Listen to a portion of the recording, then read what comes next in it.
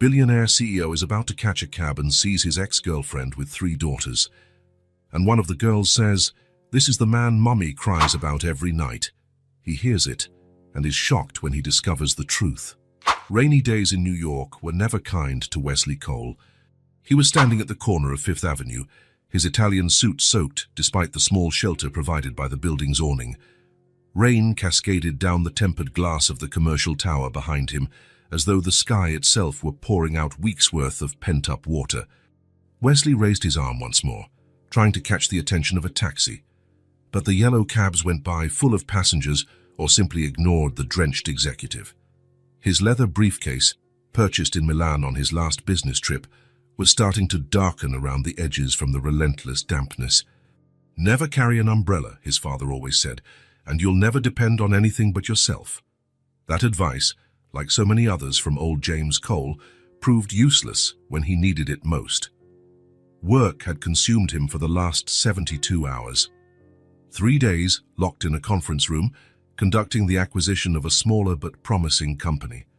Wesley ran his own tech firm, which had grown from a tiny shared office into an empire occupying an entire 3 floors of the building behind him. In the past year, the company's stock had tripled in value, making him not just wealthy, but powerful. Yet none of that seemed important right now, drenched to the bone. Water running down his face as though the sky were trying to wash away everything he had built. His thoughts were interrupted by the muted glare of headlights from a taxi that finally stopped.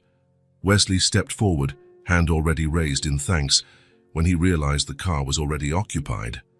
The taxi stopped a few yards to his right, and the back door opened. That was when he saw her, Nina. The woman who got out of the taxi carried a colorful bag and held a small purple umbrella. Even in the rain, she still had that graceful way of moving, as if dancing with every step. Her hair, now shorter than he remembered, framed her face in dark waves that the rain quickly plastered to her forehead. Wesley felt his body freeze in place, unable to move, as time seemed to slow down. It had been 5 years since he'd last seen her. 5 years since he decided his career was worth more than their relationship. 5 years since he made the phone call that changed everything. Nina saw him too. Her brown eyes met his for a moment so brief it might have been his imagination. But her entire body stiffened in a way he knew well. She always did that when receiving news she disliked. From inside the taxi, a small hand emerged, holding another umbrella, this one lime green. Then a child stepped out, then another, and then a third. 3 girls, and so alike they could only be triplets. All 3 wore different brightly colored raincoats, one red, one blue, one yellow, like tiny traffic signals standing out against New York's gray rain. Their features were unmistakably similar to Nina's, those same big eyes, the same shape of the lips. And something else, something that made Wesley's heart tighten with a strange feeling.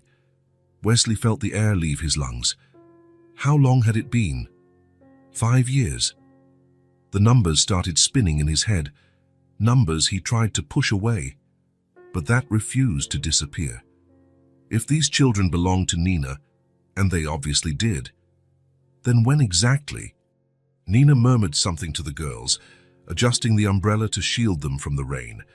She seemed determined not to look his way again, but there was a tension in her shoulders that Wesley recognized, the tension of someone trying to maintain composure.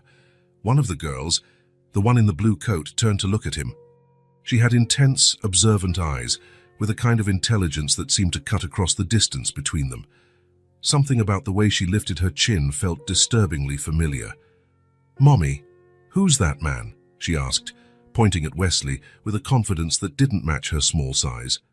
Nina tried to guide them away, gently pushing the pointing arm down. "No one important. Let's go, we have shopping to do," she said, her voice trying to sound casual, but Wesley could hear it tremble slightly, even from that distance. But the one in the red coat had already turned too, her inquisitive eyes fixed on him. She had a wilder look, hair escaping her little hat, damp strands sticking to her forehead. "I've seen him in a photo," she said, with that brutal honesty only children possess. "It was on your nightstand, wasn't it, Mommy?" Nina didn't answer, just gripped the girl's hand tighter. Wesley could see her breathing quicken, see how she bit her lower lip. a habit he knew so well from another time, another life.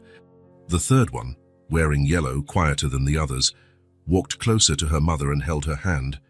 She seemed more observant, her eyes moving between Wesley and her mom, picking up on the tension in the air with an awareness beyond her few years. "That's the man who makes Mommy cry every night," she declared, in a voice so clear it cut through the sound of the rain like a sharp arrow. It was as if someone had thrown a bucket of ice water on Wesley, not the rain that was already soaking him, but something deeper, more cutting. The child's words, spoken with the blunt simplicity of childhood truth, hit him like a physical blow. His body reacted instinctively, taking a step toward them without thinking. "Nina," he managed to say, his voice nearly swallowed by the storm's roar. She finally looked at him, face to face. Her expression, which he had memorized years ago, line by line, had changed. More tired, stronger. The gentle girl he'd shared a tiny apartment with in Brooklyn had turned into a woman with defined lines around her eyes and firmness around her mouth. That look, though, that look he recognized. It was the same one she gave him on the last night they spent together when he announced he was leaving for California. A look that said, "You're hurting me, but I'm not going to show you how much." Nina said nothing. She just looked at him, and in that gaze Wesley saw 5 years of lonely nights, muffled cries into pillows, doubts and anger, and worst of all, a pain he had caused and then fled from, leaving her to deal with it alone. The girl in the blue coat tugged at Nina's sleeve. "Mommy, I'm hungry," she said, breaking the moment's tension. Nina blinked, as though waking from a trance, and turned her attention to her daughters. "Come on, girls," Nina said, her voice controlled, forcing itself to sound normal for the children. "We need to buy ingredients for dinner." Without another word or another look, she turned and began to walk away, the 3 small, colorful figures following her like ducklings after their mother. The girl in the blue coat looked over her shoulder one last time, her eyes fixed on Wesley with a curiosity that made him shiver. There was something in that gaze, something so familiar it hurt. The taxi drove off, splashing rainwater around his expensive Italian shoes, which now seemed absurdly costly and pointless. Drops trickled from the tip of his nose, from the edge of his chin, like involuntary tears his body shed for him. Wesley stood there, motionless under the downpour that now pounded his head with full force. His phone vibrated in his pocket, most likely his assistant asking where he was, when he'd be back at the office, what decisions needed to be made. His unread emails were surely piling up, executives waiting for his approval to move forward with a multi-million-dollar deal. He didn't answer. None of that mattered now. His feet started moving almost of their own accord, not toward the office, not toward another cab, but following the path Nina and the 3 girls had taken. Part of him knew this was madness, that he should go back to work, that he had a meeting in less than an hour with people who'd flown in from another continent just to see him. But it all felt like it belonged to another dimension now, distant and insignificant. The rain showed no sign of stopping, and Wesley walked like a man in a trance. People passed by, some staring at him curiously. After all, it was unusual to see an executive in a pricey suit, wandering around in a downpour without even trying to cover himself. An older lady offered him a spare umbrella, but he barely heard her. His eyes locked on the 4 silhouettes ahead. A few blocks later, he saw the quartet enter a corner grocery store. Wesley stopped, undecided. Going in would force a confrontation none of them were ready for. The children didn't deserve to witness what could become a difficult scene. But standing in the rain, waiting, but for what? What did he hope to achieve? The words of the girl in yellow echoed in his mind. "That's the man who makes Mommy cry every night." Nina had cried for him, not just back then, but for years. And the children knew. What else did they know? What had Nina told them about him? A few doors down from the grocery store, there was a cafe with a small covered outdoor area. Wesley headed there, sitting on a worn wooden bench that creaked under his weight. From where he sat, he could see the store's entrance, although partially hidden by a stand of bright flowers that defied the grey day. A waitress approached, looking concerned at the soggy state of her customer. "Hey, you all right?" she asked, then added, "Need any help?" Her voice carried a hint of classic New York impatience, but also a bit of genuine concern. "Coffee. Black," Wesley answered, without taking his eyes off the grocery store entrance. "Are you sure you don't want a towel too?" she asked, raising an eyebrow at his miserable appearance. "Just the coffee, thanks," he muttered, pulling out some damp bills from his wallet. The waitress shrugged and left. Wesley remained still, water dripping from his hair, forming a small puddle at his feet. Sitting there, soaked and stunned, Wesley felt the past return like a film he couldn't stop watching. The pivotal moments that had led him here played in his mind with painful clarity. 5 years earlier, he and Nina shared a small apartment in Williamsburg. She was studying design, working part-time at a gallery. He had just launched his startup, spending sleepless nights coding, hoping to impress investors. They were young, in love, full of dreams. On good days, when he closed a small deal, he brought her flowers. On bad days, she rubbed his tense shoulders while he stared at the computer screen for hours.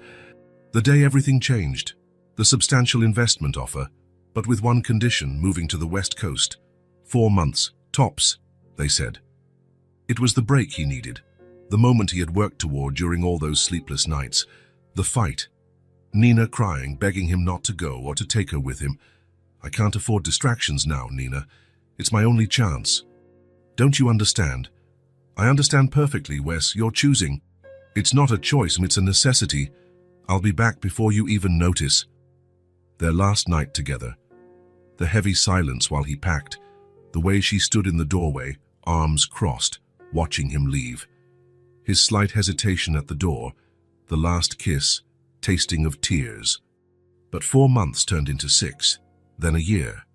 Success came quickly and overwhelmingly. Investors, contracts, expansion. Wesley threw himself into work with an intensity that left no room for anything else. "I'll be back soon," turned into, "maybe you can visit me." Then into long silences on the phone. Nina's calls grew less frequent. Her messages got shorter.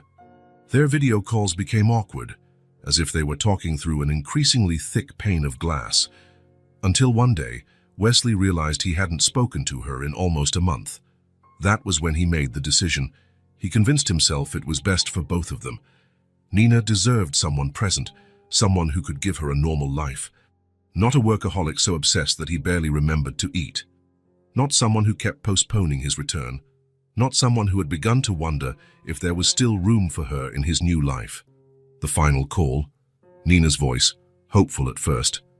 "Wes, are you coming back? I have news." "Nina, we need to talk." The silence that followed his explanation was the most painful sound he'd ever heard. "You're breaking up with me over the phone. After a year. It's better this way. You deserve more than I can offer." "Don't decide what I deserve. This isn't selflessness, Wes. It's cowardice."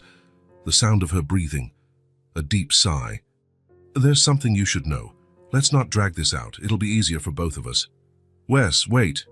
He hung up, blocked her number, changed his email, convinced himself it was a necessary sacrifice, a clean break that would allow them both to move on. Threw himself even more into his work, new achievements, new milestones.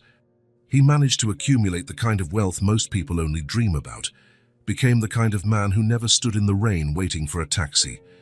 He never let himself think about what she'd wanted to tell him, until today, until now. 3 little girls, far too young to have been born before he left, yet old enough that they couldn't have been conceived afterward. The waitress brought his coffee, setting it on the table with a look of pity. "Rough day, huh?" she remarked. Wesley nodded, not really hearing her. His eyes stayed locked on the grocery store entrance, as if he feared Nina might slip away from his life again if he so much as blinked. How much time passed? 20 minutes? An hour? The world seemed to slow down, like the rain fell in slow motion. Wesley didn't drink his coffee. He didn't answer the messages that kept making his phone buzz. He stayed there, unmoving, while his mind calculated and recalculated. Wesley stared at his computer screen. 3 days had passed since the encounter in the rain. 3 days of obsession, of compulsive searching for answers. The dark circles under his eyes mirrored sleepless nights, replaced by internet searches and calls to old acquaintances. His office, normally immaculate, was a mess. Empty coffee cups, takeout wrappers, scribbled papers. On the glass wall separating his office from the rest of the floor, post-it notes were stuck everywhere, attempts at organizing the puzzle that now consumed his mind. "Mr. Cole, your meeting with the investors starts in 10 minutes, his assistant called from the half-open door. "Cancel it," he replied, not taking his eyes from the screen. "But, sir, they flew in from Europe especially to—" "I said cancel it, Margaret. Tell them I'm sick, send flowers, whatever it takes." In the corner of his screen, a bank notification popped up, more transfers being made to a private investigator who charged absurd hourly rates. Wesley ignored it. The money didn't matter now, the phone rang. He answered on speaker, still typing furiously. "I have the information you requested," said a man's voice with a thick New Yorker accent. "I'm listening, Mike." Nina Lawson, 32 years old, interior designer, mostly works on restoring historical properties. She's been living in Brooklyn for 7 years, same apartment, financially stable, not wealthy, but comfortable. No significant debt. Wesley tapped his fingers on the desk. "And the girls?" "Triplets, sir. Juniper, Tessa, and Maisie Lawson, 4 years and 6 months old, born at St. Luke's Hospital. There's no father listed on any of the birth certificates." Wesley stopped typing, his heart was pounding. "Repeat the age." 4 years, 6 months. Born on November 14th. A heavy silence hung in the office. Wesley did the math quickly. 9 months before that would be February, exactly when he and Nina were still together, weeks before he left for California. "Mr. Cole, you still there?"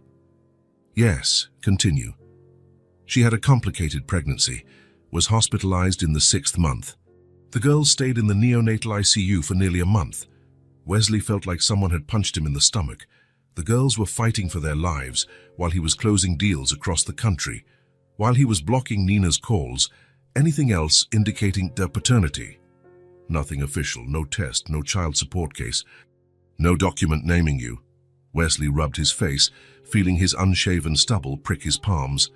"And unofficially?" "Well, I asked around discreetly.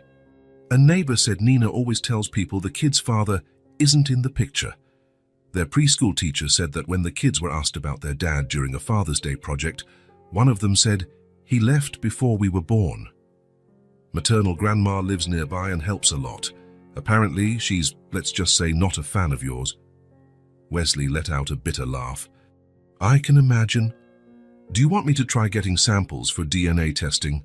Wesley hesitated. Something about rummaging through garbage or stealing hairbrushes felt deeply wrong, rather than simply asking Nina directly. "No, that's enough for now. Whatever you say, I'll send you the full report by email in an hour." He hung up and stared into space, lost in thought. His mind was a tornado of unanswered questions. On the corner of his desk was a photo in a silver frame. His parents, stiff and formal, taken 2 months before the accident that killed them. Wesley was 17 at the time. He remembered the funeral, the hands on his shoulders, the empty words of consolation. He remembered being alone in a house far too big. His father never knew he existed until his mother was 5 months pregnant. A brief relationship, an unplanned pregnancy. She only sought him out because she needed financial help. They never married, but his father provided financial support. There were Sunday visits, occasional vacations, a fatherhood scheduled into an executive's calendar. Was that what Wesley had done? Repeated his own father's pattern without even knowing it? No, it was worse. At least his father knew he existed.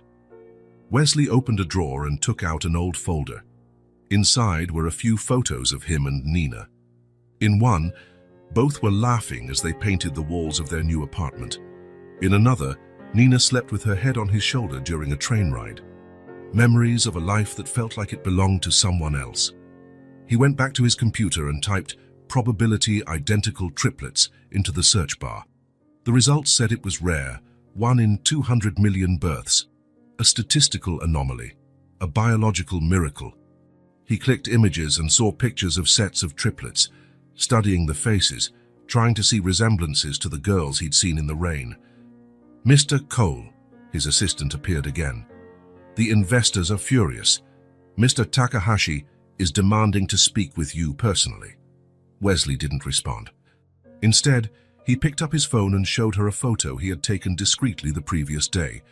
Nina and the three girls leaving a building. "Who do they look like to you, Margaret?"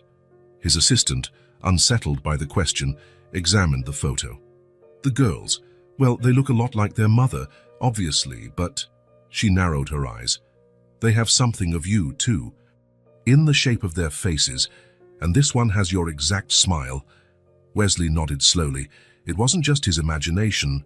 Then, the piercing look of one, the determined chin of another, the way the third tilted her head when observing something, tiny reflections of himself. There was no concrete proof, no scientific confirmation, only circumstances, coincidences, physical similarities. But his heart already knew. The official report arrived, packed with data, dates, photos, and medical history his money had illicitly purchased. Wesley stared at the documents, that heap of information that still left the main question unanswered. Was this his legacy? A private report full of doubts, investigating children who might be his, who had grown up without him even knowing they existed. Wesley closed the laptop decisively. The doubt ended now. It was time to do what he should have done 5 years ago. Talk to Nina, because even without an official test, he already knew. He felt it in the clutch of his chest when he saw those three girls. He felt it in the thunder of emotion when he heard, "That's the man who makes mommy cry every night." He knew that, with or without scientific proof, these children were his, and that there was a mountain of missed moments between them that no amount of money could ever buy back. Wesley spotted the brick apartment building in the distance, an older structure, one of those New York keeps in certain neighborhoods as stubborn relics of the past. 4 floors, a small set of stairs leading to the main door, iron grates on the ground floor windows. The taxi dropped him at the corner as requested. Even from that distance, he could see a few potted plants by the entrance and a child's bike chained to the railing. A simple place, but well cared for.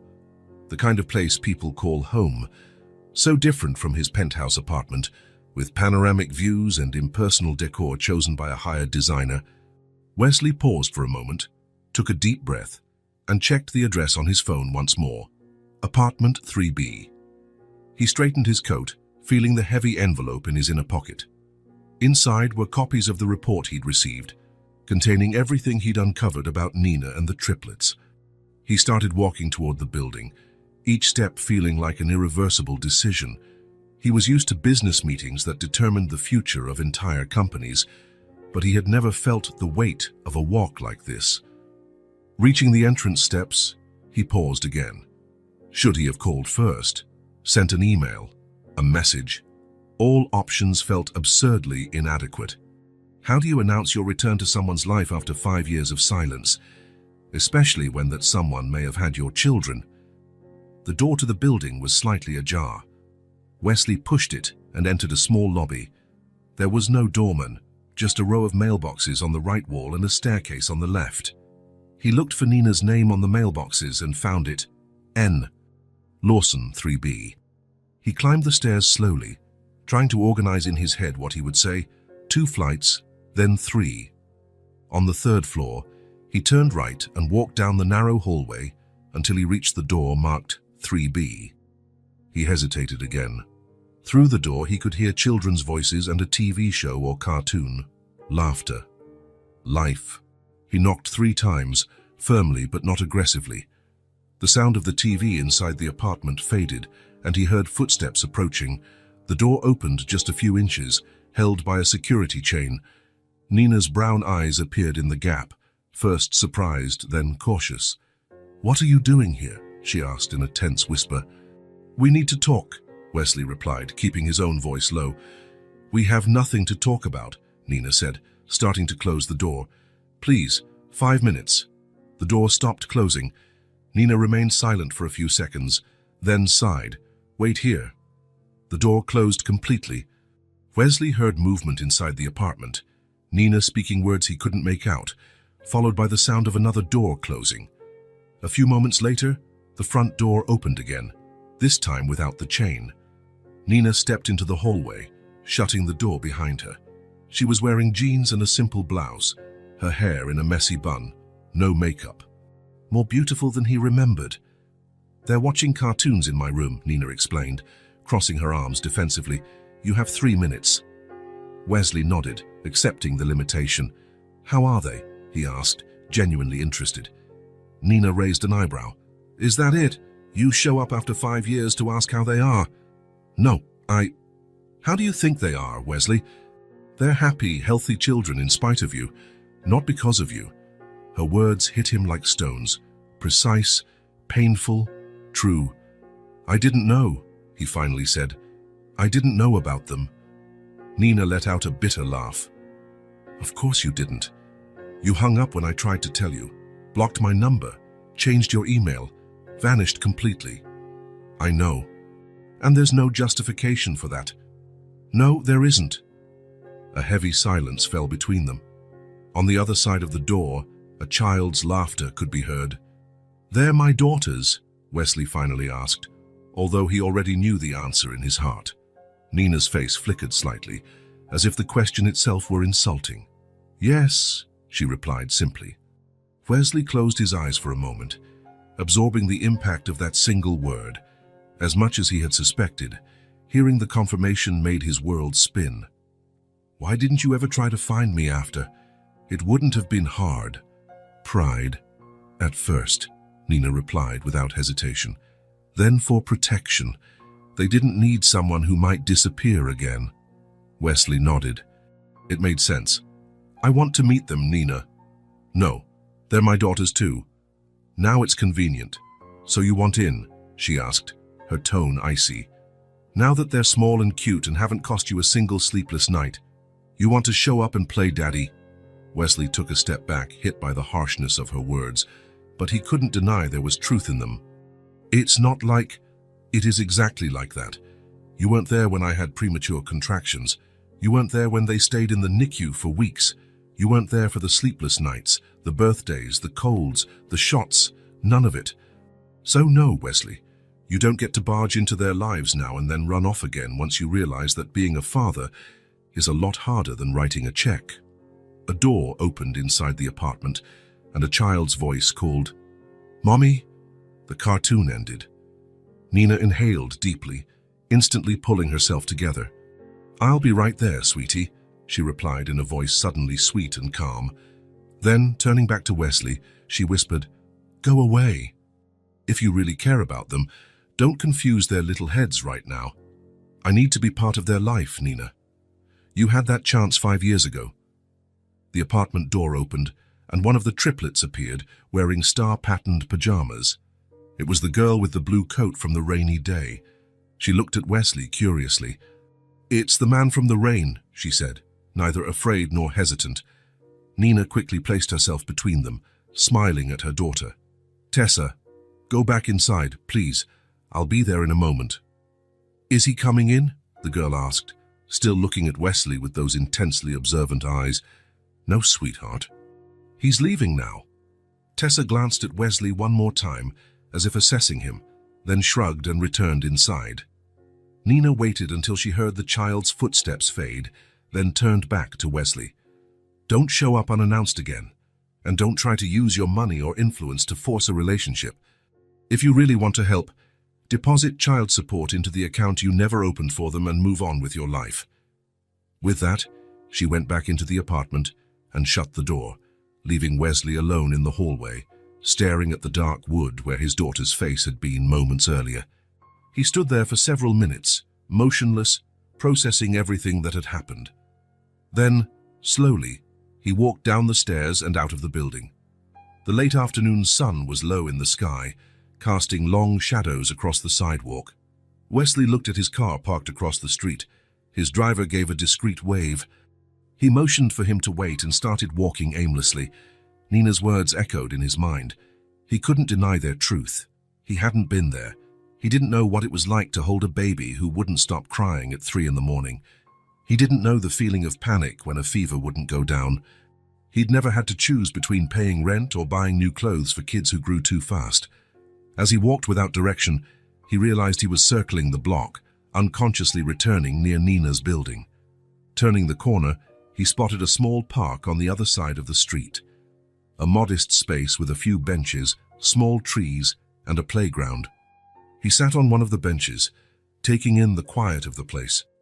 It was the kind of neighborhood park he rarely visited, more accustomed to the wide, touristy areas of Manhattan. He was about to stand up when he heard children's voices. He looked across the park and saw Nina leaving the building, accompanied by the three girls. Instinctively, Wesley moved behind a tree, watching from a distance. Nina was carrying a large bag, and the girls had small, colorful backpacks. They crossed the street, heading for the playground, all talking at once, pure energy in motion. From his makeshift hiding spot, Wesley watched them. Though identical at first glance, he now noticed differences among them. Not just in clothing, one wore a purple skirt, another blue shorts, and the third a yellow dress, but also in how they moved, spoke, and interacted with the world. The one in the purple skirt ran straight for the slide, climbing it with agility and confidence. At the top, she spread her arms as if she were about to fly, shouting with excitement before sliding down. The moment she landed, she was already racing back to climb again. The one in blue shorts went straight to the sandbox, but before playing, she neatly arranged her little beach toys, a bucket here, a shovel there, molds arranged by size. Her focused expression was almost comically serious for someone so small. The one in the yellow dress hung back a bit, first watching her sisters, then surveying the entire park as though assessing the environment. Then, unhurriedly, she walked over to a swing and sat down, gazing at the sky while swaying gently. Nina took a seat on a nearby bench, pulling a book from her bag, but her eyes rarely stayed on the page for more than a few seconds before checking on the girls. Wesley stayed there, motionless, taking in every detail. How the girl on the slide helped a smaller child climb up. How meticulously the one in the sandbox built her castle. The contemplative look of the one on the swing, as if silently conversing with the clouds. These were his daughters. His daughters. The reality of it finally hit him with full force. Not just an abstract concept, not just a responsibility or an obligation, but three real people, each one unique, each a complete little universe developing. As he watched, the girl on the slide, Juniper, he guessed from the report, ran up to Nina, babbling excitedly. Her energy was boundless, as if her tiny body could barely contain it. She bounced in place while speaking, unable to remain still. Nina smiled, replying with something that made the girl laugh before running off again. Tessa, the one in the sandbox, called her mom over to show off her creation. Her pride was evident, even from a distance. Nina walked over, admired the work, and said something that caused Tessa to nod seriously, as though receiving professional praise. The third girl, Maisie, remained on the swing, quietly observing everything.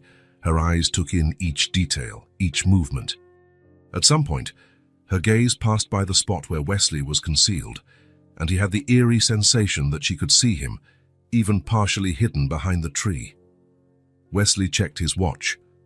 Almost 2 hours had passed, and he hadn't realized it. Watching his daughters was like entering a trance, where time lost all meaning. New York's autumn evenings grew dark early. The first shadows of dusk began to stretch across the ground when Nina called the girls. She helped Tessa pack up her toys, held Maisie's hand as she got off the swing, and laughed when Juniper insisted on one last slide before leaving. The four of them crossed the street back to the building. Wesley waited until they went inside before stepping out of his hiding place. His whole body ached from standing still for so long, but his mind was clearer than it had been in years. Juniper was light, pure energy, constant motion, contagious joy. Tessa was discipline, order, structure, focused determination. Maisie was silence, deep observation, calm thought, keen perception. His daughters, so different from one another, so complete in themselves. Wesley felt a surge of pride he didn't deserve, of love he had yet to earn the right to feel. Nina's rejection was fair, painful, but fair. He couldn't simply walk into the girls' lives and expect instant acceptance. He couldn't fix 5 years of absence with one visit or an expensive gift. This would take time, patience, consistency.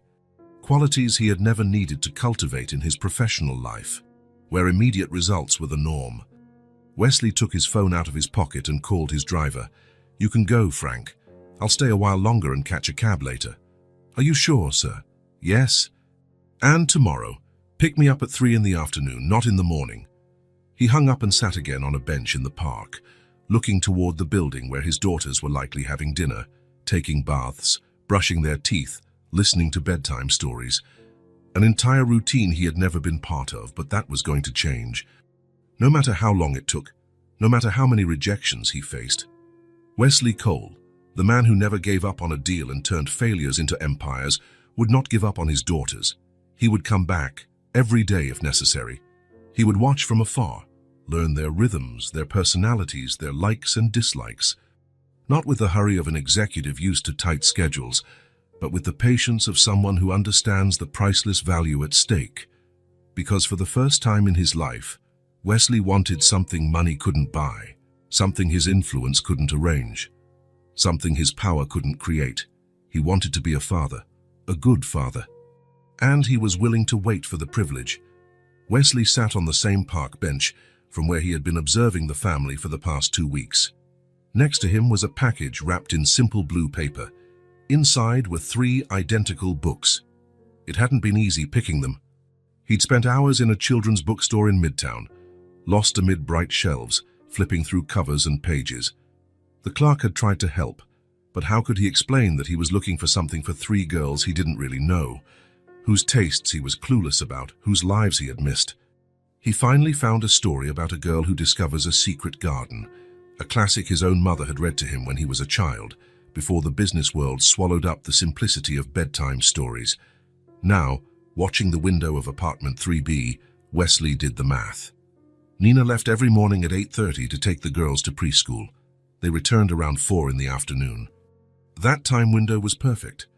At 9 o'clock, when he saw the small group cross the street, Wesley waited until they vanished around the corner. Then, he quickly crossed over to the building. He got in without difficulty. After 2 weeks of observation, he had noticed that the front door was rarely locked during the day. He climbed the stairs quickly, heart pounding. He knew what he was doing felt strange, even intrusive, leaving anonymous gifts at someone's door. If it were anyone else, she might call the police. But he wasn't just anyone. He was the father of those children, however absent he had been. He reached the 3rd floor and walked to the door of apartment 3B. For a moment, he hesitated. What if Nina saw this as harassment? What if she simply threw the books away? It didn't matter. He had to start somewhere. He set the package on the floor, right in front of the door, where it would be impossible to miss. No note, no signature, just the 3 identical books wrapped together. He hurried back down the stairs and out of the building without looking back, blending into the flow of New Yorkers on the sidewalk. For the rest of the day, he couldn't concentrate. He cancelled 2 meetings and spent hours staring out his office window, imagining the girls' reactions when they found the package. The mere thought that, at that exact moment, his daughters might be holding something he had chosen for them filled him with a tightness in his chest he'd never felt before. It was a new feeling, unlike anything he had experienced, bigger than ambition, more intense than achievement. It was connection, even if fragile, even if one-sided. The next day, Wesley returned to his observation spot in the park earlier than usual. He had to know whether the package was accepted or discarded. At 4:05, he saw Nina round the corner with the 3 girls. His heart soared when he noticed each of them carrying an identical book, the red cover gleaming in the afternoon sun. Juniper bounced along as usual, flipping through the pages as she walked, nearly tripping over her own feet. Tessa held hers carefully, like a precious treasure, her finger marking her current page. Maisie simply clutched hers to her chest, as though it were a teddy bear. Nina walked just behind them, watching with an expression Wesley couldn't make out from a distance. She didn't look angry. He took that as a relief, maybe confused, maybe resigned. They entered the building, and Wesley stayed on the bench, a slow smile forming on his face. They had accepted his gift, all 3 of them. The following week, Wesley was back at the same place, same time. This time, Juniper was reading aloud from the book as they walked. She spoke theatrically. her hands gesturing, bringing the story to life. Tessa and Maisie listened attentively, occasionally interrupting with questions or comments. Nina, as always, walked a little behind, overseeing. But there was something different about her face that day, a softness that hadn't been there before. Her eyes were no longer cold stones but deep wells of contained emotion. Wesley felt an inexplicable wave of gratitude. She could have thrown the books away. She could have told the girls they came from a distant aunt or a kind teacher. She could have banned them from reading them at all, but she hadn't done any of that. Somehow, on some level, she had allowed this tiny thread of connection to form. A silent yes, almost imperceptible, but definitely there. In the weeks that followed, Wesley continued his vigil. The girls took the books to the park. Juniper acted out entire passages, transforming the simple wooden bench into a magical garden. Tessa drew maps of the garden from the story, carefully reproducing each detail. Maisie watched butterflies and bugs on the lawn as if searching for her own secret garden. One particularly clear day, from his usual bench, Wesley witnessed something that made his heart stop. Nina was reading to the girls. Her own copy of the book. He had left a fourth one in the package, never imagining she would actually keep it. They were all sitting on a large blanket spread over the grass, the girls leaning forward, absorbed in the story their mother read. He could hear fragments of her voice carried by the breeze. "When you plant a seed of joy." Something inside him bloomed at that moment, like the garden in the story. A space that had remained closed and neglected now received the first rays of sunlight after a long winter. That night, for the first time in years, Wesley dreamed. Not about acquisitions or mergers, not about growth charts or financial reports. He dreamed of a garden where 3 little girls ran among wildflowers, their laughter echoing like music. And he was there, kneeling in the rich soil, planting something precious, something that would grow for years, decades, something that no fortune could buy. When he woke, Wesley understood what had changed. For the first time since he'd discovered the girls, he no longer felt that desperate urgency to make up for lost time, to force an immediate relationship. Now there was patience, the kind of patience gardeners know well, a deep understanding that some things can't be rushed, that some seeds need time to germinate, that some flowers only bloom when they're ready. The girls had accepted his gift. Nina had allowed it. That was enough for now. The first silent yes, the first half-open door, the first planted seed. The books had been just the beginning. In the next 2 weeks, Wesley left other small gifts at the door of apartment 3B. 3 simple jigsaw puzzles, all with the same number of pieces but different images, a set of crayons and drawing pads, 3 small colored flashlights that projected stars onto the ceiling. Everything anonymous, everything in triplicate, always without a note. His lawyer had suggested formalizing the situation. We can file for paternity recognition, establish visitation, define support, the man had said, as if discussing a standard corporate merger. Wesley refused. That would turn something that should feel natural into something legal, cold eye imposed.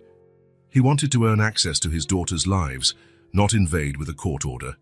He wanted to be accepted, not merely tolerated. Today, as on all other days over the past few weeks, Wesley sat on the same park bench, watching the building. It was a sunny Saturday, the kind of day that made New Yorkers flock outside to enjoy the good weather before autumn gave way to winter. 3 weeks ago, he would have spent a Saturday like this golfing with investors or having lunch at an exclusive restaurant overlooking Central Park. Now, he was sitting on a worn-out bench in jeans and a simple shirt, hoping to catch a glimpse of 3 little girls who didn't even know who he really was. At some point, he took a rubber ball he'd bought at a convenience store out of his pocket and began tossing it idly, just to occupy his hands. It was red and blue, the kind that bounces high when thrown on the ground. The building's front door opened, and Wesley straightened on the bench. Nina came out first, followed by the triplets, all wearing shorts and t-shirts, light clothes to enjoy the unexpected autumn warmth. As always, he observed the subtle differences among them. Juniper wore a unicorn print shirt and purple shorts. Tessa had her hair pulled back in a neat ponytail, and wore blue shorts with a plain white tee. Maisie, in yellow shorts, had a small flower tucked behind her ear. The girls were carrying something Wesley couldn't quite see from a distance. It seemed to be, yes, the books he had left for them. His heart skipped a beat. They were still reading them weeks later. The small group crossed the street toward the park, but instead of heading to the playground as usual, the girls ran to the open, grassy area on the left. Nina sat on a nearby bench, taking a book from her bag. She seemed more relaxed today, less on guard, allowing the girls a bit more freedom. Wesley continued tossing the ball up and down, trying to appear casual. The girls had sat on the grass, each with her book, forming a small circle. He could hear their high-pitched voices drifting through the air, but not enough to discern the words. And then the unexpected happened. The ball slipped from his hand, bounced high, and rolled toward the girls. Wesley stood up immediately, but hesitated. If he went after the ball, he'd have to approach them. Nina would see him, and maybe that would ruin everything. Perhaps it was better to just leave the ball. Too late. Juniper had already noticed the red and blue ball rolling toward her. She jumped up and grabbed it, then looked around for the owner. Her eyes locked with Wesley's, and he saw the exact moment of recognition on her face. It was the man from the rain, the man who watched from afar. For a moment, Wesley hoped she would simply throw the ball back and return to her books. Instead, to his surprise, Juniper started walking toward him, holding the ball, an inquisitive smile lighting up her face. "Is this yours?" she asked when she was close enough. Wesley nodded, unable to speak at first. It was the first time he'd heard one of his daughters speak directly to him, without the filter of distance. "Sorry, it got away," he finally managed to say. Juniper looked at the ball in her hands, then at him, assessing. "You're the man from the rain," she stated, not as a question but as a fact. Wesley swallowed hard. "Yes, that's me." "Are you following us?" she asked, with that direct honesty only children have. "No," he answered quickly, then corrected himself. "Maybe a little. I live nearby." Juniper seemed to accept that explanation without question. She glanced over her shoulder at her sisters, who were still sitting with the books, now watching the interaction with interest. "Want to play?" Juniper asked, raising the ball. Wesley's heart felt like it was going to explode in his chest. An invitation, a small, precious invitation into their world. "I'd love to," he replied, getting up from the bench. Juniper flashed a wide grin and ran back to her sisters. Wesley followed, acutely aware that Nina was surely observing, but not daring to look in her direction. The other two girls stood up when Juniper approached. Wesley stopped a few steps away, worried about scaring them. "He's gonna play with us," Juniper announced, as though it were the most natural thing in the world. Tessa, always the cautious one, eyed him with curiosity and a bit of reserve. "Mom said not to talk to strangers," she reminded them. "But he's not a stranger," Juniper insisted. "He's the man from the rain, and he lives close by." Wesley felt a wave of panic. At any moment, Nina could step in and stop this. At any moment, he could lose this fragile chance. "So your sister is right," he said, crouching to their level. "You shouldn't talk to strangers. My name is Wesley. What are your names?" "I'm Juniper," said the girl with the unicorn shirt. "This is Tessa, and that's Maisie. We're triplets." "Triplets?" Wesley feigned surprise. "That's really special." Maisie, who had been observing quietly, took a step forward. "Did you give us the books?" she asked in a soft but clear voice. The question caught him off guard. How did she know? He cast a quick glance at Nina, who was now standing but hadn't come over yet. She was just watching, tense, letting things unfold. "Why do you think that?" he asked carefully. "Because you look at us the way the books look," Maisie replied, with a childlike logic that disarmed him completely. Wesley felt something warm and liquid forming behind his eyes. He blinked quickly. "Yes," he finally admitted, "it was me." Tessa, who was still holding her book, took a step closer. "Thank you," she said formally, like a tiny grown-up. "I really liked Mary. She's organized like me." It was the first time anyone had thanked Wesley for something not related to money or power. He couldn't even recall it happening before. The impact of that simple thank you was greater than any applause he'd ever received after a corporate speech. "You're welcome," he replied, his voice slightly choked. "Let's play," Juniper insisted, bouncing the ball on the ground. They formed a circle, and Juniper explained the rules of a game she seemed to be inventing on the spot. Something about throwing the ball and naming an animal before passing it along. The game began simply, with Wesley tossing the ball gently and naming common animals. Soon, though, Juniper started hopping while throwing. Tessa demanded they list animals in alphabetical order, and Maisie giggled every time Wesley tried to catch particularly tricky throws. Within minutes, he was completely absorbed in the game, forgetting that they were being watched, forgetting everything except these three little girls before him. He missed a particularly high ball and fell onto the grass, laughing much to the girls' delight. "You're really bad at this," Juniper declared amid laughter. "So bad," Wesley agreed, sitting up on the grass. "I'll need more practice." "We can teach you," Tessa offered, in that serious tone that seemed to be her trademark. "I'd love that," he replied honestly. Then he felt a small hand touch his.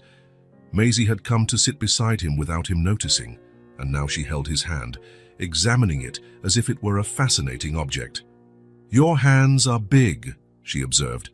"I guess they are," Wesley said, almost afraid to move, worried any motion might make her pull away. Maisie kept holding his hand, apparently content with the contact. Juniper, unable to stay still for long, started running in circles around them, humming a made-up tune. Tessa sat on the other side of Wesley, still clutching her book. "How did you know we'd like these books?" Tessa asked, looking at him with those eyes that seemed to see more than they should. "It was a guess," Wesley answered. "My mother used to read that story to me when I was little." "Does your mum still read to you?" Juniper asked, pausing her running for a moment. "No," Wesley said, smiling sadly. She's not here anymore." "Did she go to heaven?" Maisie asked, still holding his hand. "Yes," he confirmed. "A long time ago." "That's sad," Juniper declared, sitting in front of him and completing the circle again. "Do you have a dad?" "No," Wesley replied. "Not anymore either. But it's okay. It's been a long time." The three girls looked at him with identical expressions of sympathy, and Wesley felt a wave of love so intense that it might burst his chest. These three kids, who barely knew him, were offering more genuine compassion for the orphan he'd once been than any adult in his life ever had. "We don't have a dad either," Juniper said. "Juniper," Tessa scolded her. "Mum said not to talk about that with people." "But he doesn't have parents either," Juniper argued. "It's kind of the same." Wesley found himself frozen, heart pounding. What should he say? How should he respond? "Everyone has a father," he finally said carefully, "even if he doesn't live with you." The girls seemed to ponder this. "Do you know our mom?" Tessa asked after a moment of thought. "Yes," Wesley admitted. Knowing honesty was better. "We used to be friends." "Are you friends now?" Maisie asked, gazing at him with those eyes that seemed to penetrate far deeper than he wanted. Wesley looked toward Nina, who was now slowly approaching the group, her face a mix of emotions he couldn't fully decipher. "We were," he answered truthfully. "I'm trying to be again." The three girls appeared satisfied with that answer. Juniper jumped up again, unable to remain seated for long. "Let's play more," she exclaimed, grabbing the ball. Nina arrived just then. Wesley braced for a confrontation, for her to pull him away. To his surprise, she just stood there, observing. "Mom!" Juniper cried excitedly. "This is Wesley. He played ball with us, and he gave us the books." Nina looked at Wesley for a long moment. "I know who he is," she finally said in a neutral voice. "He said you guys used to be friends," Tessa commented, glancing between the adults curiously. "We were," Nina confirmed after a brief hesitation. "And now?" Maisie asked, always perceptive. Nina glanced at her daughter, then at Wesley, who was still holding Maisie's hand. "Now we're figuring it out," she replied. Wesley felt something loosen in his chest. It wasn't forgiveness, it wasn't full acceptance, but it was space, it was possibility. "Girls, it's almost snack time," Nina said. "Can Wesley have a snack with us?" Juniper asked immediately. "Not today," Nina replied gently but firmly. We have to go to Grandma's house, remember? The girls gathered their books and belongings, looking disappointed. Maybe another day, Nina added, surprising both Wesley and the girls. Promise? Juniper asked, looking at her mother with pleading eyes. We'll see, Nina answered diplomatically. Tessa approached Wesley, who was now standing. Thanks again for the books, she said. Will you come back tomorrow? If your mom doesn't mind, Wesley replied, looking at Nina. Nina held his gaze for a moment, then gave a barely perceptible nod. 3 o'clock, she said, at the playground. Not more than an hour. Wesley felt a surge of gratitude so strong it nearly made him dizzy. Thank you, he said sincerely. Maisie, who still hadn't let go of his hand, gave it a small squeeze before finally releasing it. It felt like sealing a deal, a silent promise. Bye, Wesley, Juniper shouted, already running toward the park exit. See you tomorrow, Tessa said, following her sister at a calmer pace. Maisie just smiled, a small smile more apparent in her eyes than on her lips, before trailing after her sisters. Nina gave Wesley one last look, somewhere between caution and reluctant acceptance, before heading after the girls. Wesley stood there for a long time, watching them go. His entire body seemed to pulse with a new energy. For years, his life had been defined by what he acquired, what he accumulated, what he built from a distance. Today, for the first time, he experienced what it meant to truly take part, not control, not direct, not influence, but simply be present, vulnerable, authentic. A simple game of catch on the grass, a small hand wrapped around his, a genuine thank you for something that truly mattered. He was no longer the distant man, the watcher, the stranger in the rain. For the first time since he'd bumped into Nina on that rainy afternoon, Wesley Cole was simply a man taking part in the lives of 3 little girls. A man who threw a ball, who laughed, who missed catches, who tumbled, who hugged. A man trying to learn how to be a father. And tomorrow, at 3 o'clock, he would get another chance to keep learning. 3 weeks had passed since that first ball game in the park. 3 weeks of almost daily meetups, always at the same time, always at the same place. 3 weeks in which Wesley had become a constant presence in the triplets' afternoons. A routine fell into place more naturally than he could have predicted. At 3 o'clock, Wesley would arrive at the park. By 3:10, Nina showed up with the girls. By 4:15, he'd say goodbye, promising to come back the next day. Nina rarely joined in their play, staying a few yards away, reading a book or working on her tablet, watching, always watching. He learned the name of every doll, each favorite story, each small fear. He learned that Juniper hated carrots, that Tessa arranged her colored pencils by size and hue, that Maisie whispered to butterflies when she thought no one was looking. Nina's initial reserve began to soften, not in big gestures, but in small concessions. A coffee offered on a cold day, a casual comment about Tessa's progress in reading, a reluctant smile when he tripped trying to show the girls how to do a somersault. It was almost peaceful, almost normal. As if they were building a gentler version of reality, where the painful past was just a faded blur. But Wesley knew it was only temporary peace, built on shaky foundations. A house of cards that a strong gust could topple, because the truth hung between them, unspoken but ever present. He had left once, he could leave again. That Friday afternoon, Wesley arrived at the park a few minutes early, as usual. He brought 3 little bundles of recycled paper he had prepared following an online tutorial. He wanted to show the girls how to plant sunflower seeds in the paper and then transfer them directly into soil. To his surprise, Nina was already there, sitting on a bench alone, without the girls. His stomach tightened immediately. Something had changed. "Where are they?" he asked as he approached, trying to keep his voice casual, masking the sudden fear that she had decided to end their meetings. "They're with my mother," she said, indicating the bench beside her. "We need to talk." Wesley sat down, placing the seed paper package next to him.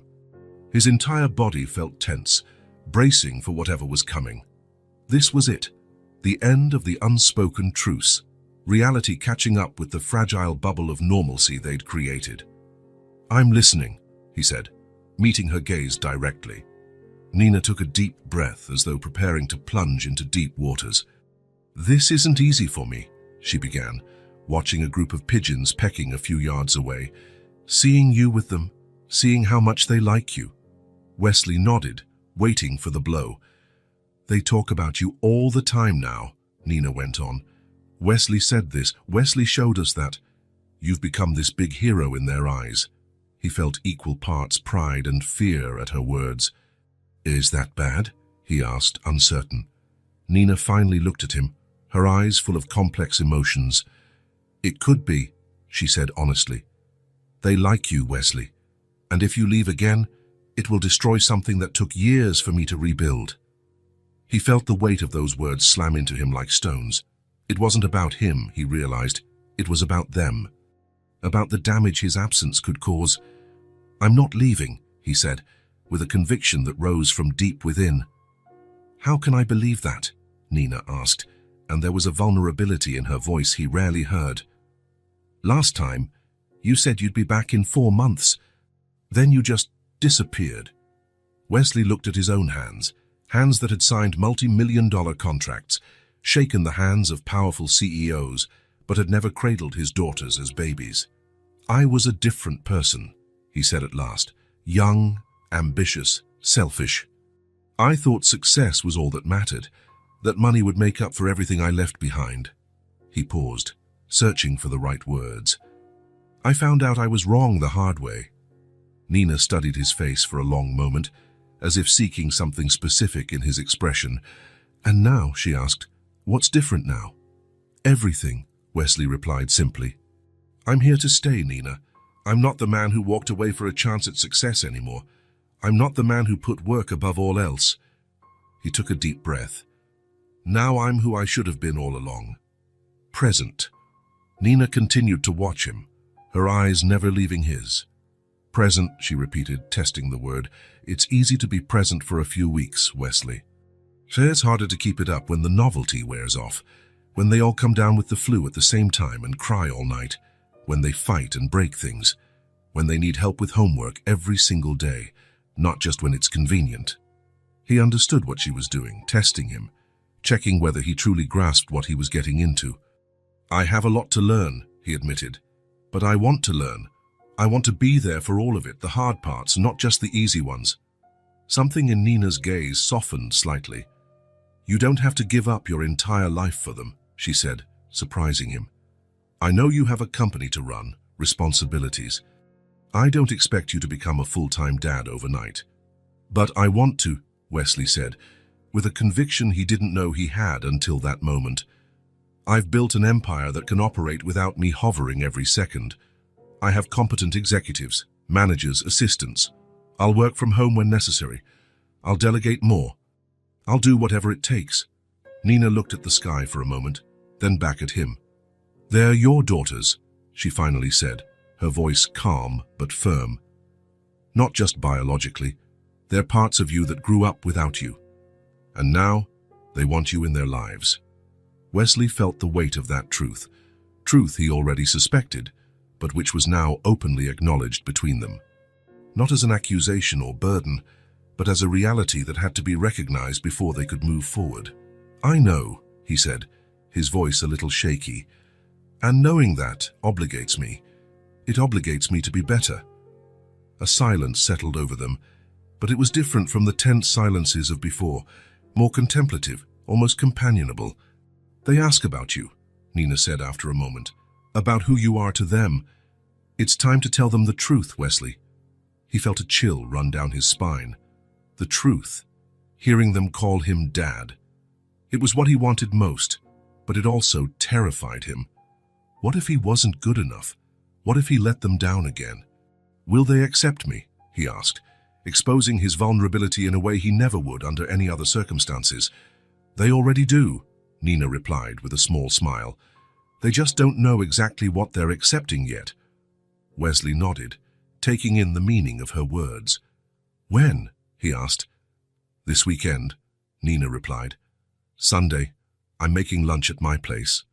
You come over and we tell them together, like responsible adults, like parents." The word hovered between them, heavy with significance. Wesley felt a wave of gratitude so intense that he could barely speak. "Thank you," he finally whispered, "for giving me this chance. I know I don't deserve it." "It's not for you," Nina answered honestly. "It's for them. It always was for them. Everything I've done for the last 5 years was for them." "I know," Wesley said, "and I'm forever grateful." Nina checked her watch. "I need to pick them up at my mom's," she said, standing. "Sunday at noon. Don't be late." "Never again," Wesley promised, aware she'd understand the broader meaning of those words. Nina started to leave, then paused and turned around. "Just so you know, my mother still doesn't like you." Wesley laughed, a surprising sound in that moment. "I don't blame her. I wouldn't like me either, if I were in her place." "She'll need time," Nina warned. "I have all the time in the world now," he replied. Nina nodded and walked away through the park. Wesley remained sitting, watching her go, feeling a strange mix of fear and hope. On Sunday at 11:45, Wesley stood before the door of apartment 3B, holding a small pot with a sunflower plant. He'd thought about bringing fancy gifts, expensive toys, but in the end he chose simplicity, a sunflower for them to plant together. He knocked, taking a deep breath to calm his nerves. It was surprising how this moment made him more anxious than any business meeting ever had. Nina opened the door, wearing a simple dress and her hair down. "Punctual," she noted with a slight smile. "Come in." The apartment was exactly as he'd imagined, warm, organized but lived in. Walls covered with the kids' drawings, shelves full of books, plants on the windowsills, a real home, not a glossy magazine spread. The triplets were in the living room, sitting on the floor around the coffee table, drawing. Their heads snapped up in unison when he walked in. "Wesley!" Juniper exclaimed, jumping to her feet. "You came for lunch," he smiled, his heart pounding. "I did," he confirmed, "and I brought something we can plant together." "A sunflower," Tessa noted, coming closer to inspect the plant. "It'll grow really tall." "Taller than you?" Maisie asked, joining her sisters. "Much taller," Wesley assured her, handing Nina the pot. "Sometimes taller than a grown-up." The girls seemed fascinated by the idea. Nina placed the pot on the kitchen windowsill and began bringing dishes to the table. "Can I help?" Wesley offered. "You can set the table with the girls," she replied. "They know where everything goes." The next few minutes were spent in a sort of domestic dance completely new to Wesley. The girls showed him where the silverware, glasses and napkins were. Juniper insisted he fold the napkins in a special way. Tessa double-checked that each place setting was correctly aligned. Maisie placed a small flower next to each plate. When everything was ready, they sat down to a surprisingly normal lunch. Nina served a vegetarian lasagna, which the girls devoured with enthusiasm. Conversation flowed naturally, with Juniper dominating as usual, telling stories about school, asking questions, laughing loudly. After dessert, a simple pudding the girls had helped make, Nina exchanged a meaningful look with Wesley. It was time. "Girls," Nina began, her voice calm yet serious, "remember you asked who Wesley is?" The three nodded, eyes curious and darting between the adults. "And I said we were friends," Nina continued. "That's true, but it's not the whole truth." Wesley felt his heart pounding like a drum in his chest. "Wesley isn't just my friend," Nina said, choosing her words carefully. "He's your father." There was a moment of absolute silence. Wesley watched their faces move from curiosity to surprise, then to something more complex. "Our dad," Tessa repeated, the first to find her voice. "Like Sarah's dad, who lives somewhere else." "Yes," Nina said. "Like Sarah's." "Why didn't you live with us?" Juniper asked Wesley directly, her intense gaze fixed on him. Wesley swallowed hard. He had rehearsed this answer, but now, under the penetrating gaze of his daughter, words felt insufficient. "Because I made a mistake," he answered honestly. "A very big one. I left to work far away, and then I didn't come back when I should have." "You didn't like us?" Maisie asked in a small but clear voice. "I didn't know about you," Wesley said, feeling a sharp pain in his chest. "When I left, I didn't know your mum was expecting you, and later, when I should have come back to find out, I didn't. That was my mistake, not yours. Never yours. The girls seemed to be processing this information, each in her own way. And now you're back forever? Juniper asked, with her trademark directness. Yes, Wesley said without hesitation. I'm back forever. Promise? Tessa pressed. I promise, he said, looking each of them in the eye. I promise all three of you. I might not have been there at the start, sir, but I'll be here from now on. Always. Another silence. Then, to everyone's surprise, Maisie got up from her chair, walked over to Wesley, and held out her small hand. Okay, she said simply. Can we plant the sunflower now? Wesley took her offered hand, tears pricking at his eyes.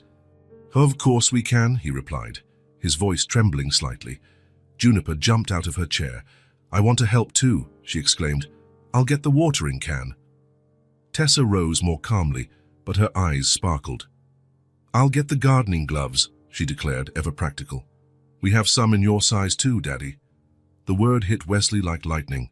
Daddy. So simple, so powerful. He looked at Nina, who watched the scene with glistening eyes. Thank you, he mouthed silently to her. Nina just nodded, allowing herself a small smile. As the girls rushed off to gather what they needed to plant the sunflower, Wesley stayed seated, trying to absorb the enormity of the moment. He had entered this apartment as a stranger, a visitor. He would leave as a father. The weight of that truth was immense, but for the first time in his life it was a weight he did not want to put down, a weight that anchored him, gave him meaning, completed him. Now he knew, and knowing compelled him to be the father his daughters deserved. To never again run away, never again put work above family, never again choose the easy path. It compelled him to be better each day, for them, for Nina, and finally, for himself. 2 months had passed since Wesley officially became part of the triplets' lives as their father. 2 months of shared dinners, activity-packed weekends, and bedtime reading sessions. 2 months of constant learning, small adjustments, and daily discoveries. The girls had adapted to the new reality with the impressive flexibility of children. For them, it seemed natural that the man who played in the park now formed part of their daily life. Wesley was now Dad, a word that still made him choke up whenever he heard it. He and Nina had established a routine that worked surprisingly well. Every Sunday lunch was at her place, every Wednesday dinner was at his penthouse. The other days were decided as needed. They didn't live together, nor did they plan to in the near future. They were rebuilding a co-parenting relationship before anything else. On this Sunday afternoon, Wesley arrived at Nina's apartment with 3 small telescopes. The forecast promised clear skies, and he planned to take the girls up to the building's rooftop to watch the stars. He knocked, hearing the excited chatter of his daughters on the other side. When the door opened, though, it wasn't Nina or one of the girls who greeted him. Instead, he found himself face to face with a woman of about 60, her grey hair in a severe bob, her sharp eyes assessing him coldly. "So it's you," she said, her tone containing more judgment than curiosity. Wesley swallowed hard, instantly recognizing her. Evelyn Lawson, Nina's mother, the triplets' grandmother. The woman who, according to Nina, would need a lot of time to accept him. "Mrs. Lawson," he greeted, extending a hand. "It's a pleasure to finally meet you." Evelyn eyed his outstretched hand as though it might be contagious, but after a moment's hesitation, she gave it a brief shake. "Come in," she said, stepping back from the door. "Nina's almost done making lunch." "The girls are in the living room." The tension in the air was palpable as Wesley walked in. The triplets ran over to him, thrilled with the telescopes he carried, but even their usual energy seemed subdued under their grandmother's watchful gaze. "Daddy, Grandma came to have lunch with us," Juniper announced. "That's great," Wesley replied, smiling at Evelyn, who did not return the gesture. "It's always nice to meet family." "Part of the family," Evelyn corrected, making it clear he didn't yet qualify in her eyes. Nina appeared from the kitchen, drying her hands on a dish towel. Her eyes darted between Wesley and her mother, immediately picking up the tension. "So you two have met," she said. "Mum, why don't you take the girls to wash their hands? Lunch is nearly ready." Evelyn nodded and guided her granddaughters to the bathroom. not without casting another critical look at Wesley. "I'm sorry," Nina whispered once they were alone. "She showed up unexpectedly. I didn't have time to warn you." "It's okay," Wesley replied, though they both knew it wasn't entirely true. "She has every right to be protective." Lunch was a delicate balance between the children's natural joy and Evelyn's silent hostility. The triplets, unaware of adult tensions, chatted non-stop about school, the telescopes, anything that crossed their minds. Wesley responded enthusiastically, fully aware of Evelyn's eyes on him at all times. After dessert, Nina suggested the girls show Evelyn the new books Wesley had bought. "Actually," Evelyn said, placing her napkin on the table, "I'd like to speak with Wesley, alone." Nina looked at her mother apprehensively. "Mom..." "It's all right, Nina," Wesley reassured her. "I don't mind." Nina hesitated, then nodded. "Girls, come help me get the table ready for coffee." Once they were alone, Evelyn and Wesley stared at each other for a long moment. He waited, knowing she had something specific to say.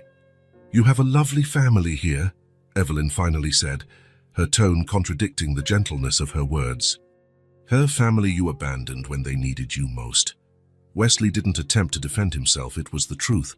"I know," he answered simply. "Do you really know?" she pressed, leaning slightly forward.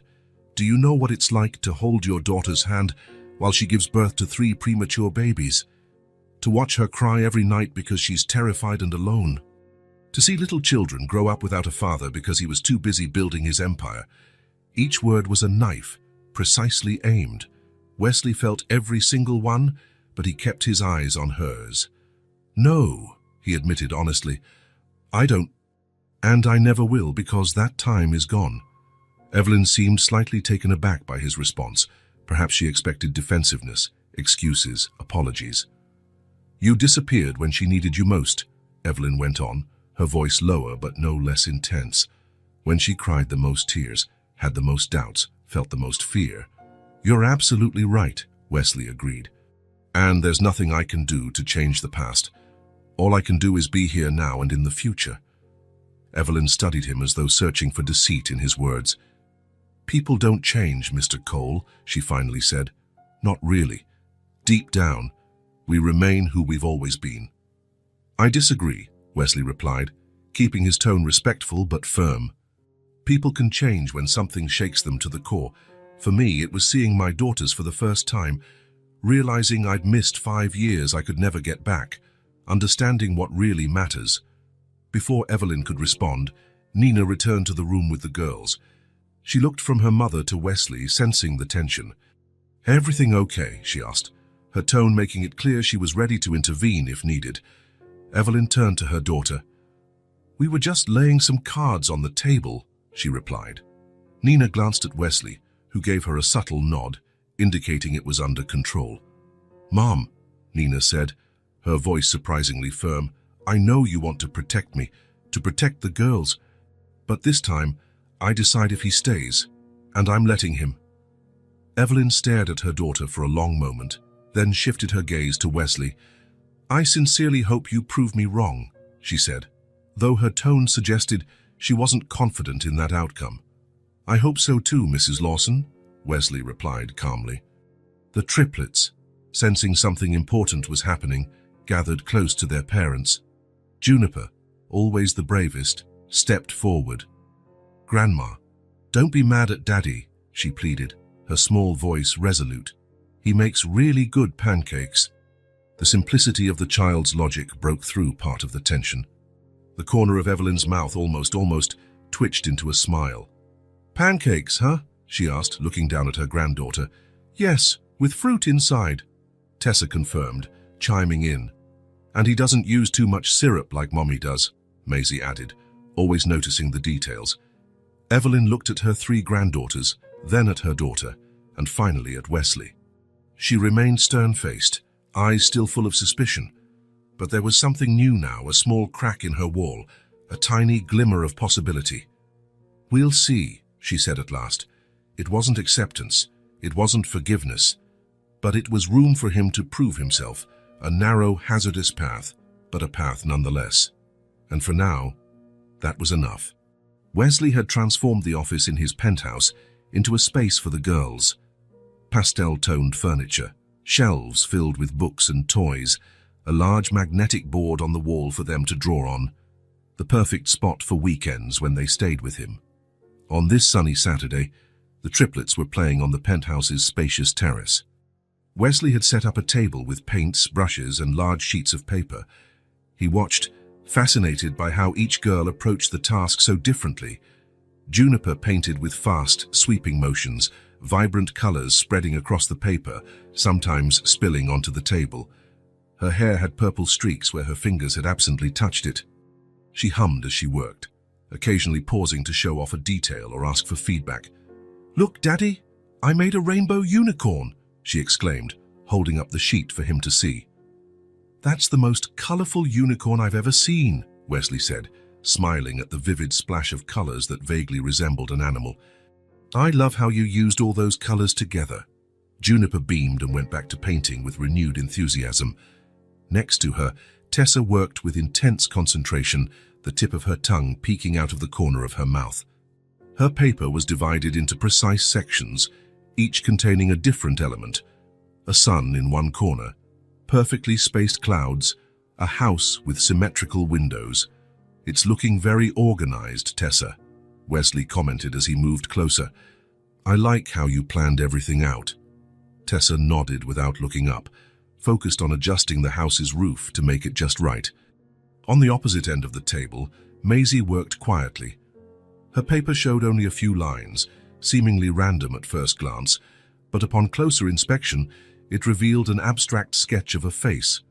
It was surprisingly sophisticated for a child so young. Wesley studied it for a moment, drawn in by the expressiveness of the simple lines. "Maisie, this is incredible," he said, genuinely impressed. "You have real talent. You've captured so much emotion in just a few lines." Maisie's eyes lit up at the praise, a small smile appearing on her lips as she continued adding a few more strokes to the drawing. "Whose face is that?" Wesley asked, curious. Maisie looked at him with those eyes that seemed to see far more than they should. "It's you," she replied simply. Wesley felt his heart clench. Now he saw what should have been obvious, the strong jawline, the shape of the eyes, even the tiny scar near his eyebrow. "It's perfect," he said, his voice unsteady. "Can I hang it in my office when you're done?" Maisie nodded, appearing pleased, and returned to her work. Wesley stepped back slightly, observing the three of them. So different, so unique, despite their similar features.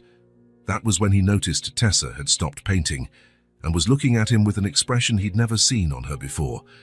Her eyes were narrowed, her lips pressed into a thin line.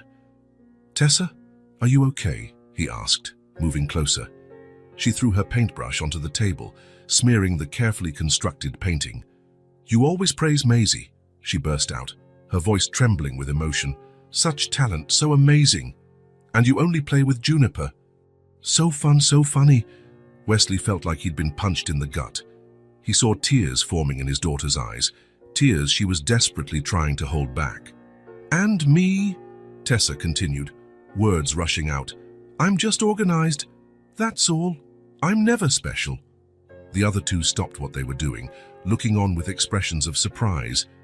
Juniper seemed confused, Maisie worried. Wesley felt a twist in his chest, physical pain at the obvious hurt on Tessa's face. He knelt beside her, scrambling for the right words.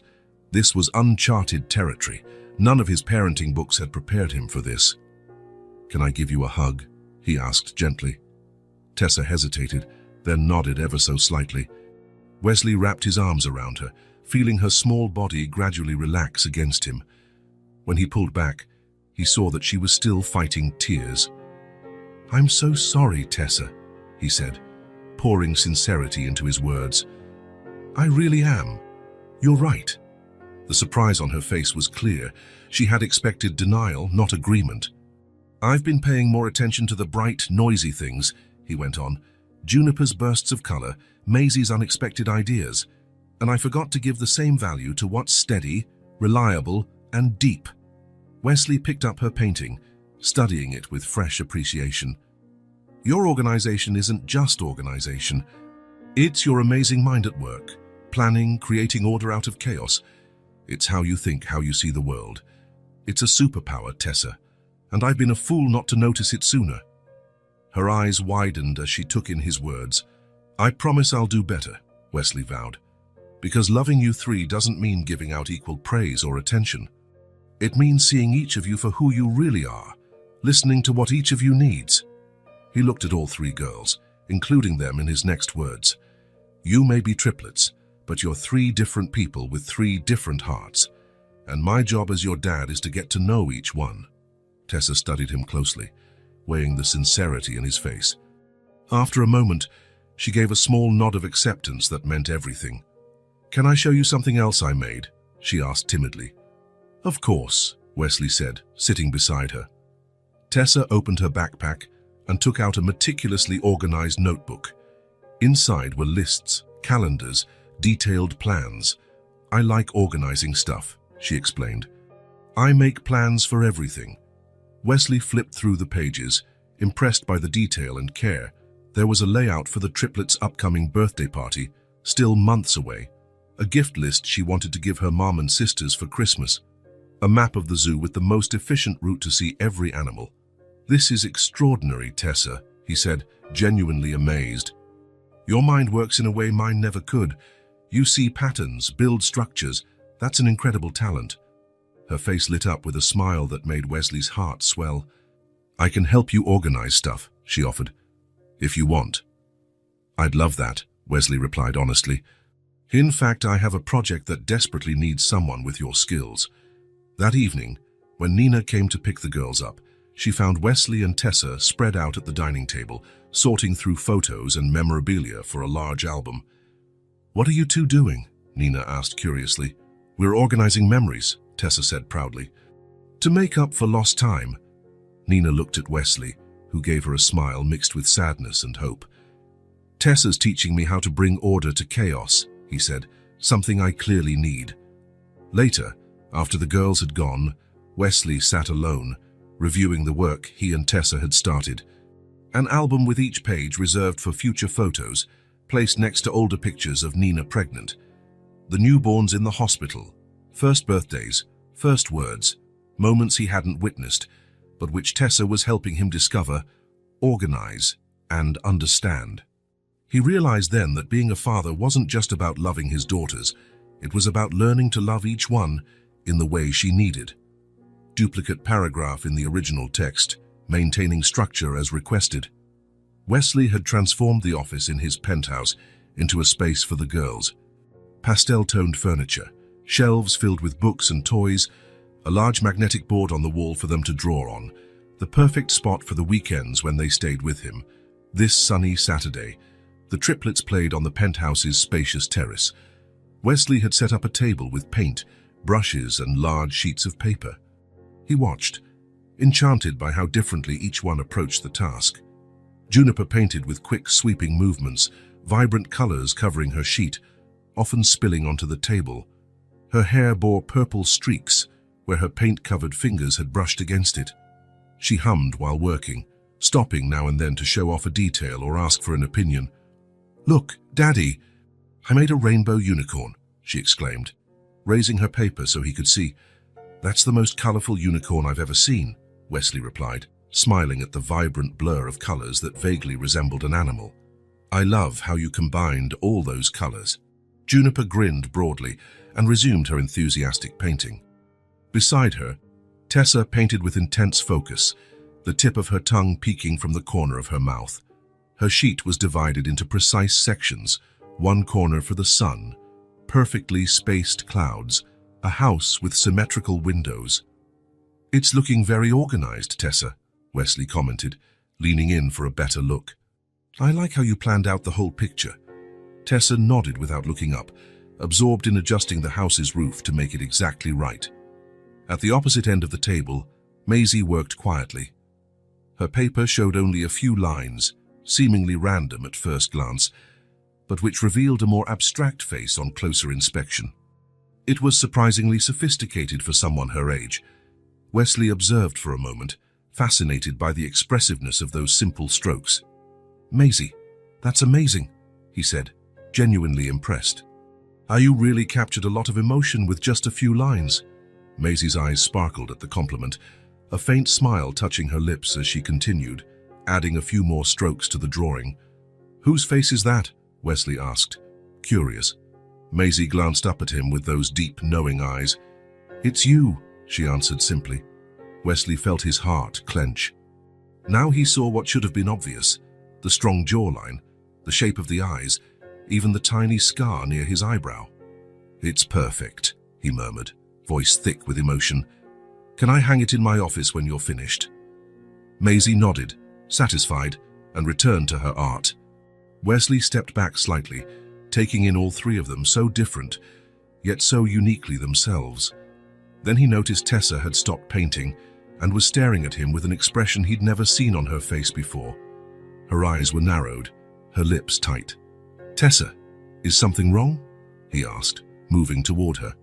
She tossed her brush onto the table, smearing her carefully rendered painting.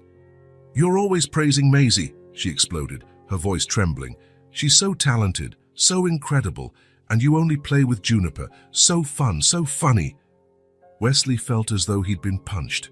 He saw tears welling in Tessa's eyes, tears she was fighting to hold back. "What about me?" Tessa continued, words tumbling out. "I'm just organized. That's it, I'm never special." The other two froze, watching with wide eyes. Juniper looked confused, Maisie worried. Wesley's chest tightened. It was physical pain to see Tessa in such distress. He knelt beside her, searching for the right words. This was entirely new territory, something none of his parenting research had prepared him for. "Is it okay if I hug you?" he asked gently. Tessa hesitated, then gave a tiny nod. Wesley wrapped his arms around her, feeling her rigid little body slowly relax. When he pulled back, he saw she was still blinking back tears. "I'm so sorry, Tessa," he said with all the sincerity he had. "You're absolutely right." Her eyes flashed with surprise. She had expected denial, not agreement. "I've been paying too much attention to bright, loud things," he explained. Juniper's flashes of color, Maisie's unusual ideas. "I forgot to give the same value to what's steady, reliable, and quietly deep." He picked up her painting, looking at it with fresh respect. "Your organization isn't just organization. It's your brilliant mind at work, planning, creating order out of chaos.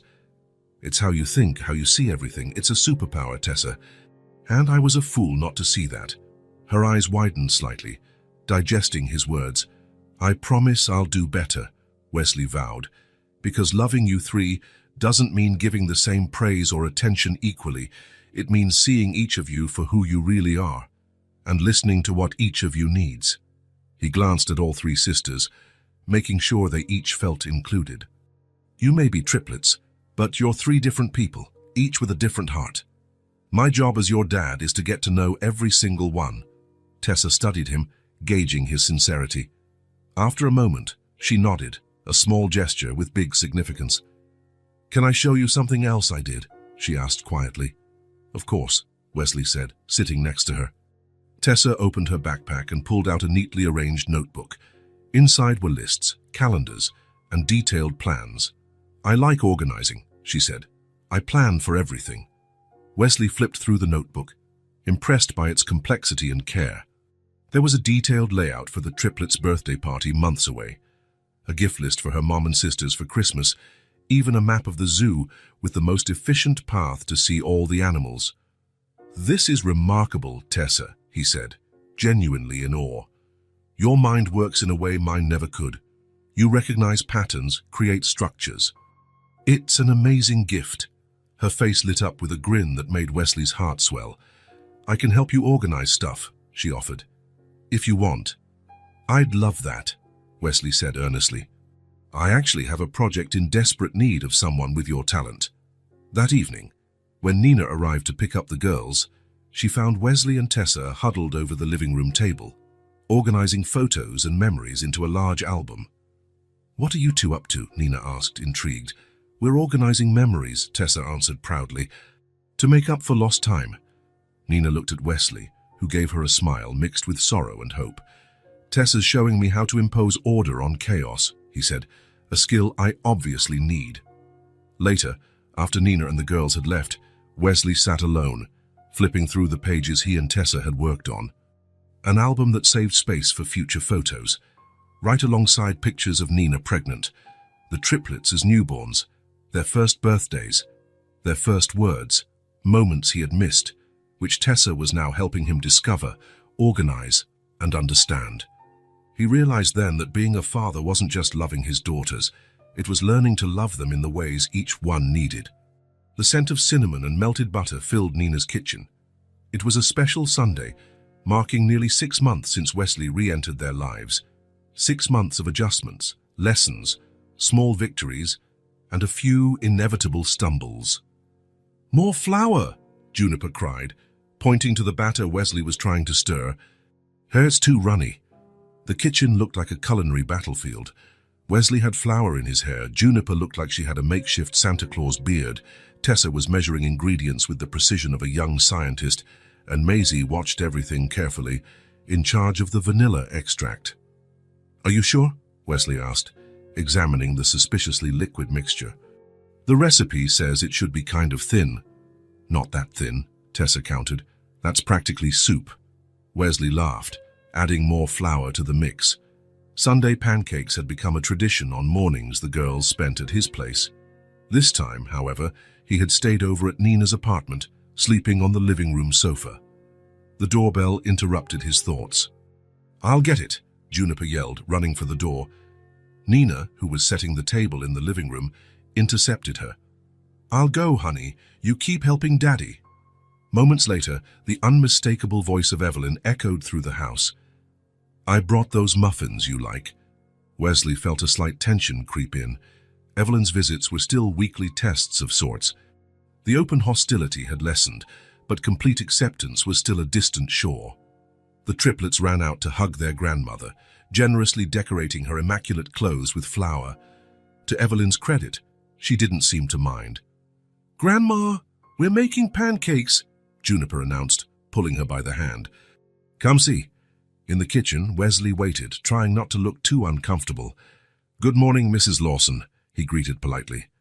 "Evelyn," she corrected, surprising him. "If we're going to see each other every week, you can call me Evelyn." It was a small concession, but a meaningful one. Wesley only nodded, not trusting his voice to respond fully. "These pancakes look interesting," she remarked, eyeing the soupy batter. "We're still perfecting the technique," Wesley said, as he flipped one pancake that promptly morphed into a shapeless blob in the pan. "Both the technique and the recipe," Tessa added with comedic seriousness. Evelyn stepped closer, analyzing the situation with a practiced eye. "It's too runny," she observed, "and the burner's way too high. Pancakes need medium-low heat." She extended a hand, a gesture of someone used to taking charge. "May I?" In the minutes that followed, Evelyn took command with the efficiency of a drill sergeant. She added more flour, a bit of baking powder Wesley had completely forgotten, turned down the heat, and soon was producing perfect golden circles. "Now you try," she said, handing him the spatula. Wesley's next attempt wasn't perfect, but it was undeniably a pancake. "Better," she conceded with a slight nod. After breakfast, the girls announced they had a surprise. They dragged chairs and pillows into the living room, creating a makeshift stage. "You can sit down," Juniper declared. "The show's about to start." Tessa, always the organizer, stepped forward when everyone was seated. "Our presentation is called Our Family," she announced solemnly. "It's a school project about who lives in our hearts." Wesley felt his chest tighten. Next to him, Nina straightened, equally intrigued. Juniper jumped in front, holding up a colorful drawing. "I'll start. This is Mommy." The paper showed Nina with a big smile and dark hair. "She takes care of us, makes yummy food, and lets us sleep in her bed when there's thunder." Tessa went next with a meticulously colored picture. "This is Grandma Evelyn. She bakes muffins, tells stories about when Mommy was little, and always brings presents when she visits." Wesley saw Evelyn's face soften, her eyes gleaming with contained emotion. Maisie then stepped forward, holding her drawing with both hands. "This is Daddy," she said softly but clearly. "He came back to us." He makes weird pancakes, tells silly jokes, and takes us to see the stars. Wesley swallowed hard, looking at the drawing showing a tall figure with a huge smile. He felt Nina's hand brush his briefly, an instant of mutual understanding. Finally, all three held up a large sheet they had obviously worked on together. It showed a house with 4 hearts inside, 3 small, 1 larger, and 4 figures holding hands. "And this is our family," they announced in unison. A moment of emotional silence followed. Nina was the first to recover, standing up to applaud. Wesley and Evelyn joined in. "We have presents," Juniper exclaimed, running off to the bedroom. They gave Wesley a special drawing, 4 hearts inside a little house.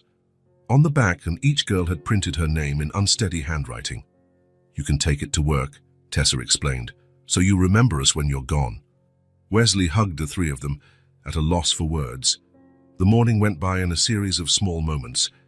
After lunch, when it was time for the girls' Sunday nap, Evelyn approached Wesley in the kitchen where he was finishing up the dishes. For a moment, she observed him silently. In earlier times, she would have left with a short goodbye. This time, she came closer to the counter. "You still mess up," she said at last, her tone lacking its usual hardness. "But now you stick around to fix it." Wesley stopped what he was doing, meeting her gaze. It was the closest thing to an endorsement he had ever received from her. Not a warm hug or a welcome to the family, but something deeper, an acknowledgement of his persistence, his willingness to learn, to improve, to remain. "Thank you," he said simply. "Next Sunday, I can teach you the proper pancake recipe," she offered, adjusting her scarf. "If you'd like. I'd like that very much." After Evelyn left and Nina briefly went out for a client meeting, Wesley sat on the couch flipping through a magazine. He heard soft footsteps and saw Maisie come in, rubbing her sleepy eyes. Without a word, she climbed onto the couch and snuggled against him as if it were the most natural thing in the world. "Couldn't sleep?" he asked quietly. "I dreamed about stars," she murmured, yawning. Wesley wrapped his arm around her, amazed at the child's effortless trust. It was one of those moments that still caught him by surprise, the casual closeness, the complete acceptance only children offer. A few minutes later, as Maisie was drifting back to sleep, she opened her eyes briefly. "Mommy doesn't cry anymore," she whispered, with that startling clarity she sometimes had. Wesley felt a lump in his throat. "Me neither," he whispered back. Maisie smiled before returning to slumber. Wesley stayed still, soaking in the warmth of that little body and the bond that had been denied both of them for so long. When Nina came back, she found them like that. Wesley on the couch with Maisie asleep on his lap. A look of peace on his face she had never seen before. Their eyes met. Nina said nothing, but her shoulders relaxed from a tension she might have carried for years. And at last, she smiled, not just with her lips, but with her entire being. A smile starting at her shoulders and rolling through her like a wave of relief. Wesley was no longer the man who left, the one who put success first. He had become the father who stayed, the father who learned daily, the father who made flawed pancakes, tied clumsy braids, forgot doll names. But who was there? Every day. He hadn't become a father the day he found out about them. He became a father the day he chose to love and remain. When he understood that true commitment lies in small daily acts, in the steadiness that builds trust step by step. In a love that, once it finds fertile ground, grows its roots deeper each passing day. If this story touched your heart, subscribe to the channel and turn on notifications so you don't miss the next ones. Leave a like because it helps this story get recommended to more people. See you in the next story.